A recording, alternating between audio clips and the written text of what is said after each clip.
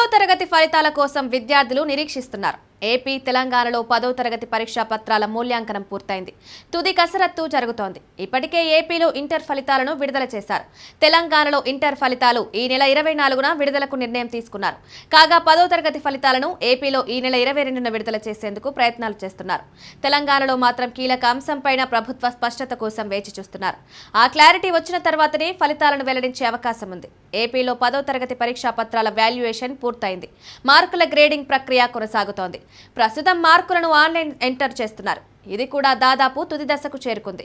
దీంతో వారంలోపు 10వ తరగతి పరీక్షల ఫలితాలు వెల్లడించేందుకు అధికారులు ఏర్పాట్లు చేస్తున్నారు.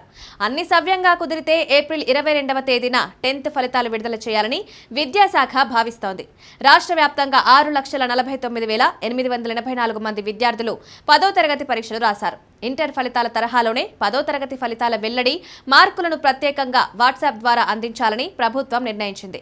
ఈ మేరకు కార్యాచరణ పూర్తయిన తర్వాత అధికారికంగా విడుదల ముహూర్తం వెల్లడించనున్నారు.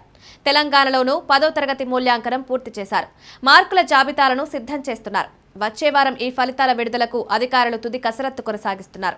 ఈసారి ఫలితాల వేళ ప్రభుత్వం నుంచి కీలక అంశంపైన స్పష్టత రావాల్సి ఉంది. 10వ తరగతిలో గ్రేడింగ్ విధానం తొలగించి మార్కులిచ్చేలా తెలంగాణ ప్రభుత్వం జీవో జారీ చేసింది.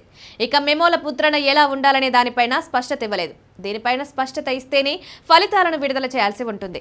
వాల్యుయేషన్ పూర్తయినా ఈ అంశంపైన క్లారిటీ వస్తే మార్కుల జాబితాలను సిద్ధం చేసి ఫలితాలను వచ్చే వారం విడుదల చేసే అవకాశం ఉంటుందని అధికారులు భావిస్తున్నారు. ప్రభుత్వం ఈ అంశంపైన వెంటనే స్పష్టత ఇస్తే వచ్చే వారం, ఆలస్యమైతే నెలాఖరులోగా ఫలితాలు విడుదలవుతాయనే అంచనాలు వ్యక్తమవుతున్నాయి.